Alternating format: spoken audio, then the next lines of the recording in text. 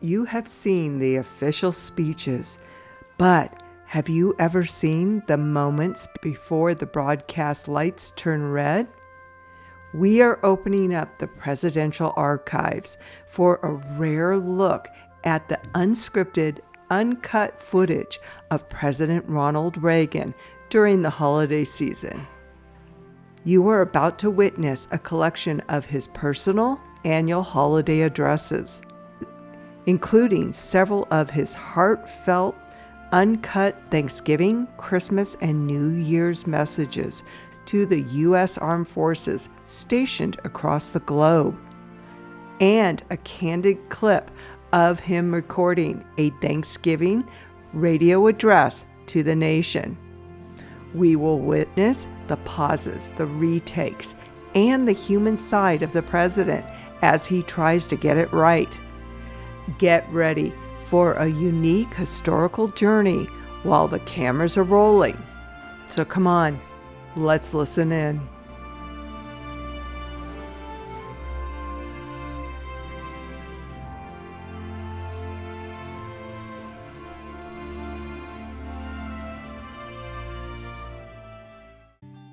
You are about to witness a true rare piece of history. It's October 2nd, 1986. This is the uncut archival footage of President Ronald Reagan in the White House, recording his Thanksgiving, Christmas, and New Year's message for the U.S. Armed Forces stationed across the globe. Let's listen in. More than 3.5 centuries ago, a small band of pilgrims gathered around a harvest time table in New England to thank God for the bounty He'd bestowed upon them and for carrying them safely through their first year in the New World. Now, so many years later, we Americans still take time in this season to thank someone larger than ourselves for all the blessings He's given us. We thank Him for the richness of our land. We thank Him for our freedoms. We thank Him for the goodness and decency of our nation. We thank Him for the opportunities we have as Americans. And like those early pilgrims, we thank Him for carrying our people safely through another year. This year, as Nancy and I and all Americans bow our heads at the Thanksgiving table, we will be saying a special prayer of thanks for you. Because of you, America today is at peace. Because you patrol the frontiers that divide the free world from its adversaries. Because you guard the sea and the air. Because of your dedication to your duty, America and the values that America stands for are safe and secure. Wherever you are around the world, we hope this is a season of happiness for you. We know that many of you would like to be with your families but can't. We know how much they miss you, and you miss them. But what you're doing is a special act of love for them, for your friends, and for America. And all of us love you for it. Happy Thanksgiving, and God bless you. Cut. Okay, stand by. In this season when families all over America are gathering together in peace and love, Nancy and I wish you, America's men and women in uniform, a happy holiday. We're told that blessed are the peacemakers, for they shall be called the children of God. Well, no group of men and women on earth has better claim to being called the children of God than you. Whether your duties put you aboard ship in the air or, aboard a ship in the air. I thought you were going to save yourself on that one. No. Okay.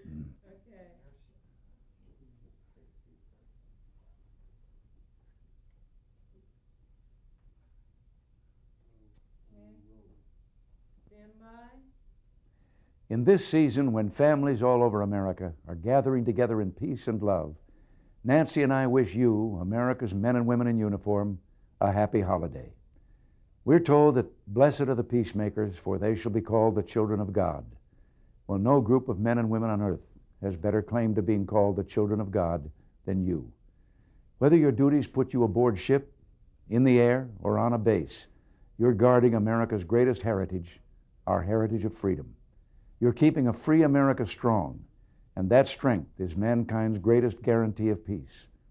I know that this is a time of year when your thoughts turn to the folks back home, to holiday dinners and parties, and to sitting by the fire and exchanging gifts.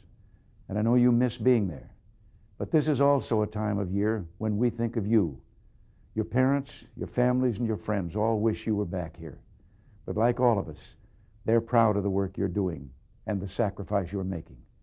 You carry America's flag and what it stands for with courage, honor, and dignity. We love you for it.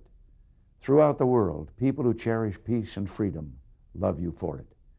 And so, at this time of Christmas, Hanukkah, and New Year, to every soldier, sailor, airman, and Marine, and to your families, best wishes for a joyous holiday season, a year of goodwill, of health and happiness. That goes from Nancy and me and from all of us here in the States. Cut. Okay.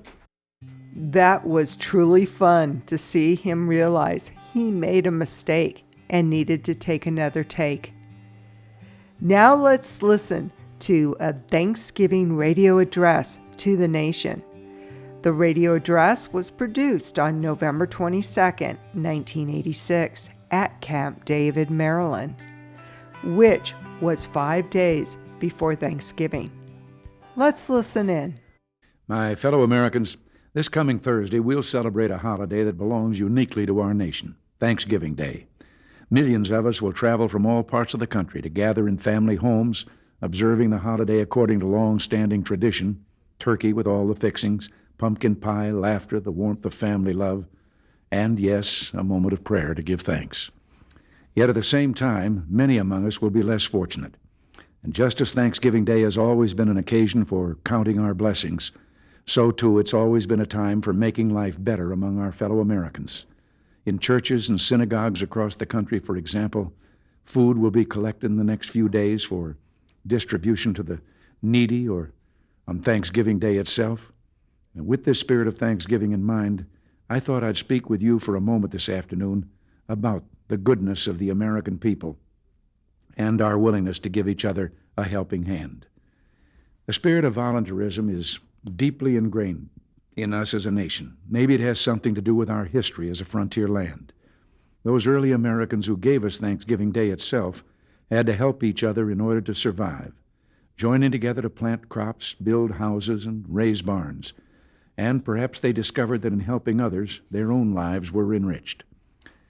In our own day, a poll showed most Americans believe that no matter how big government gets, and no matter how many services it provides, it can never take the place of volunteers. In other words, we Americans understand that there are no substitutes for gifts of service given from the heart.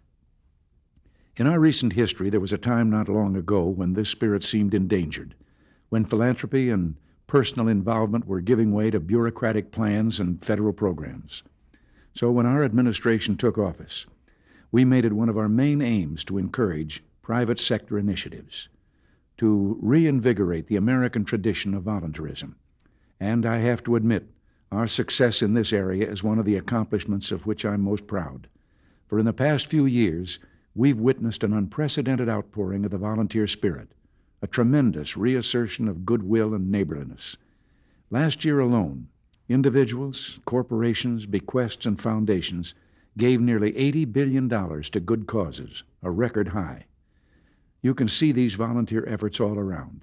Consider the United Way, founded a century ago next year. Today, there are more than 2,200 local United Ways in communities throughout the country. Just last year, the United Way raised more than $2.3 billion, supported more than 37,000 health and human care agencies and programs, and served millions of families. In 1958, for example, Dr. William Walsh asked President Dwight Eisenhower for the use of an old hospital ship, mothballed after World War II. Ike provided that ship, charging rent of just $1 a year, and Dr. Walsh turned the old ship into Project Hope, a seaborne hospital and medical school that traveled the world. Today, Project Hope has been modernized, and medical volunteers travel by plane recently to El Salvador to help with the after effects of the devastating earthquake. Then there's Just Say No, a largely volunteer organization that's teaching children around the world to say no to drugs.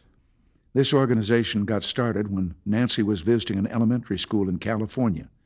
A little girl asked what to do if someone offered her drugs, and Nancy's answer was simple: Just Say No. Well, not long ago, Nancy hosted a Just Say No rally here at the White House. More than 2,300 children attended. Although Just Say No requires school officials, teachers, and especially parents to devote to it a great deal of time, Nancy told me that everyone she spoke to at the rally was convinced that it's not only worth it, but of vital importance for the future. Local efforts may be less well known than major undertakings like Just Say No and Project Hope, but they're the very heart and soul of the American volunteer spirit. Many of you will be able to think of good works being performed in your own communities. I think of a house for the homeless here in Washington, founded by a young priest, Father Jack Fonesteel, and sustained by his own hard work and that of volunteers. McKenna House offers shelter, food, and human concern to the homeless men right here in our nation's capital. Of course, we must do more, striving always to give of ourselves to those less fortunate. But it's good to reflect that here in America, perhaps more than in any other nation on earth, we have a tradition of giving, of neighbor helping neighbor, that makes life better for tens of thousands every day. And for this, too, on Thanksgiving Day, let us give thanks. Until next week, thanks for listening. God bless you. I let it slip about 2 seconds over, didn't I? I loved it when they panned out at the end and Nancy Reagan was sitting there in a cowboy hat. I have seen several pictures of these radio addresses from Camp David, and she seems to always be there in that same seat. He must have been on a time limit.